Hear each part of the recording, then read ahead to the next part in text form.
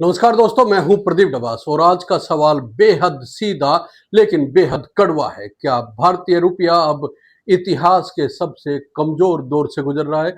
क्या हमारी आर्थिक नीतियां इतनी खोखली हो चुकी है कि एक विदेशी फैसला सीधे हमारी जेब पर बोझ डाल देता है? और क्या ये सच नहीं है कि हर बार जब रुपया गिरता है तो असल में गिरता है आम भारतीय का जीवन स्तर और उसकी उम्मीदें और उसका भविष्य? आज 23 सितंबर को रुपया अमेरिकी डॉलर के मुकाबले अपने रिकॉर्ड ऑल टाइम लो पर आ गया।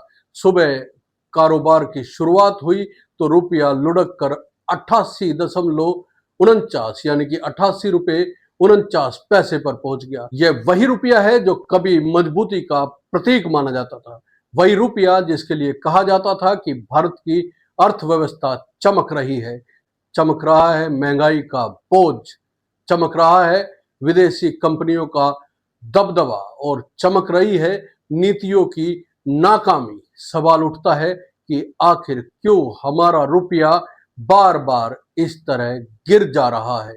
एशियाई बाजारों में हल्की कमजोरी आई, डॉलर में थोड़ा मजबूती दिखी और भारतीय रुपया डगमगा गया, मानो हमारे पास अपनी करेंसी का कोई बचाने की ताकत ही ना हो। लेकिन क्या वजह सिर्फ बाजार की ताकत है या वजह यह है कि अमेरिका जब चाहे अपने टैरिफ बढ़ा दे, वीजा फीस बढ़ा दे और भारत सीधे उसकी मार झेल ले? हाल ही में अमेरिकी राष्ट्रपति डोनाल्ड ट्रंप ने H1B वीजा फीस को सीधे $1 लाख कर दिया।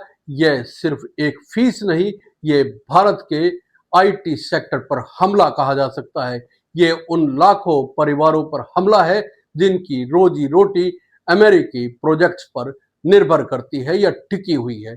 क्या भारत ने इस बारे में सोचा है कि इसका असर भारत की नौकरियों पर क्या पड़ने जा रहा है? दोस्तों, 2025 की शुरुआत में रुपया 85 रुपए 70 पैसे पे था और अब 88 रुपए 49 पैसे पर आ गया है, यानी महज 9 महीनों में 3.25% की कमजोरी। यह कमजोरी केवल एक नंबर नहीं है, ये कमजोरी है हमारे विदेशी रिजर्व की, ये कमजोरी है हमारे आर्थिक आत्मनिर्भरता के दावे की, और ये कमजोरी है उस सपने की जो हमें हर चुनाव में दिखाया जाता है कि भारत दुनिया की सबसे तेजी से बढ़ती अर्थव्यवस्था है। लेकिन क्या यह अर्थव्यवस्था सबसे तेजी से बढ़ रही है? आज इसका एक उदाहरण देखने को मिल गया। अब सोचिए, जब रुपया गिरता है तो असर कहां पड़ता है? असर सीधे आम आदमी की जेब पर पड़ता है। दोस्तों, अगर विदेश घूमने जाते हैं तो अब डॉलर के लिए 88 रुपए 49 पैसे चुकाने होंगे। अगर आपका बच्चा विदेश में पढ़ाई कर रहा है तो उसके फीस, उसका रहन सहन, उसका हर खर्च अब महंगा हो गया। और अगर आप इंपोर्टेड सामान खरीदते हैं, चाहे वह गैजेट्स हो, कार के पार्ट्स हो, मेडिकल इक्विपमेंट्स हो, या सब कुछ कहे कि महंगा हो जाएगा तो गलत नहीं होगा। और यही नहीं, कच्चा तेल जो हम आयात करते हैं उसकी कीमत भी बढ़ते ही पेट्रोल और डीजल से लेकर हर चीज महंगी हो सकती है। तो सवाल उठता है, ये रुपया कमजोर हो रहा है या फिर हमारी अर्थव्यवस्था की रीढ़ ही टूट रही है? कहा जा सकता है कि करेंसी की कीमत बाजार तय करता है, फ्लोटिंग रेट सिस्टम है। अगर हमारे पास डॉलर रिजर्व घटेगा तो रुपया गिरेगा। लेकिन क्या यह सिस्टम हमें मजबूत बनाता है या हमें विदेशी ताकतों का गुलाम बना देता है? क्या यह सच नहीं है कि अमेरिका का एक फैसला हमारे पूरे वित्तीय तंत्र को हिलाकर रख देता है? ट्रंप प्रशासन ने भारतीय गुड्स पर टैरिफ बढ़ा दिए हैं, वीजा फीस बढ़ा दी है। नतीजा यह है कि हमारा एक्सपोर्ट महंगा हो गया है, आईटी सेक्टर पर खतरा मंडराने लगा है और विदेशी निवेशकों का भरोसा डगमगाने लगा है। आपसे सीधा सवाल है दोस्तों, अगर भारत वाकई $5 ट्रिलियन इकोनॉमी की तरफ बढ़ रहा है तो फिर क्यों हमारा रुपया आज एशियाई करेंसी में सबसे कमजोर माना जा रहा है? क्यों चीन की करेंसी इतनी डगमगाई नहीं, जापान की करेंसी ने इतना रिकॉर्ड लो नहीं छुआ? लेकिन भारत का रुपया बार बार फिसलता जा रहा है। क्या यह वजह है कि हम केवल चुनावी भाषणों में आत्मनिर्भर है, लेकिन हकीकत में अमेरिका और विदेशी निवेशकों की दया पर निर्भर है? विश्लेषक कहते हैं कि इस गिरावट की बड़ी वजह अमेरिकी नीतियां हैं, लेकिन सवाल यह है कि हमारी सरकार के पास कोई काउंटर पॉलिसी ही नहीं है। क्या हमारे पास कोई स्ट्रेटेजी नहीं है जो विदेशी दबाव से बचा सके? अगर आज वीजा फीस का असर आईटी सेक्टर पर पड़ा है, तो कल टैरिफ का असर मैन्युफैक्चरिंग पर भी पड़ेगा। फिर कल को कोई नया प्रतिबंध आ जाएगा तो हमारी फाइनेंसिंग मार्केट हिल जाएगी। आखिर कब तक भारत की अर्थव्यवस्था अमेरिका के फैसलों की कैदी बनी रहेगी? ये बेहद बड़ा सवाल है और हर भारतीय को इसके बारे में सोचना चाहिए। सोचिए, डॉलर की कीमत में रुपया लगातार गिरता जा रहा है। सितंबर की शुरुआत में यह 88 रुपये 44 पैसे पर बंद हुआ, तो अब 88 रुपये 73 पैसे तक चला गया। यह सिर्फ आंकड़े नहीं है, यह हमारी आर्थिक सुरक्षा का आईना है। क्या वजह है कि हमारा रुपया संभल ही नहीं पा रहा है? क्या वजह है कि हर बार रुपया कमजोर हो जाता है और हमें समझाया जाता है कि यह केवल तकनीकी गिरावट है? क्या वजह है कि सरकार इस मुद्दे पर चुप रहती है, लेकिन महंगाई का बोझ जनता पर डाल दिया जाता है? और यह एक बड़ा सवाल भी खड़ा करता है, क्या यह रुपया गिर रहा है या ये सरकार की विश्वसनीयता गिरा रहा है?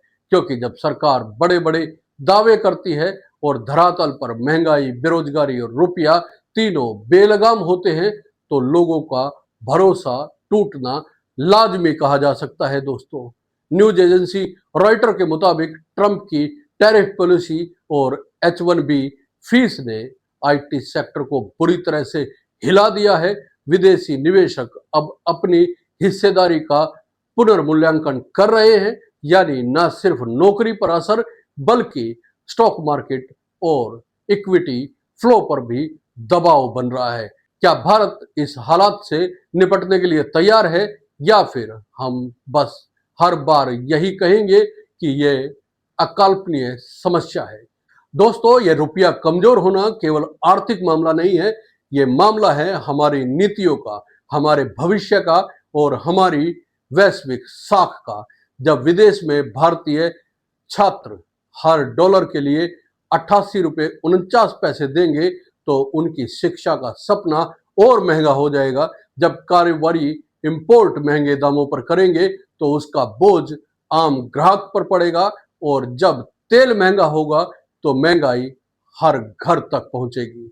तो क्या यह सवाल नहीं बनता है कि आखिर किसकी जिम्मेदारी है रुपया संभालने की? सरकार की, रिजर्व बैंक की, या उस आम आदमी की जो हर बार महंगाई का बोझ चुपचाप ढो लेता है? इस मामले में विशेषज्ञों का कहना है कि डॉलर रुपया का रुख ऊपर की ओर बना हुआ है। 88 पर सपोर्ट और 88.45 पर रेजिस्टेंस है। लेकिन सवाल यही है कि अगर यही हाल रहा, तो क्या रुपया जल्द 90 का आंकड़ा छू लेगा? और अगर ऐसा हुआ, तो आम आदमी का क्या होगा?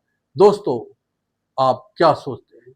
क्या यह गिरावट सिर्फ बाजार की चाल है, या ये हमारी आर्थिक नीतियों की नाकामी है?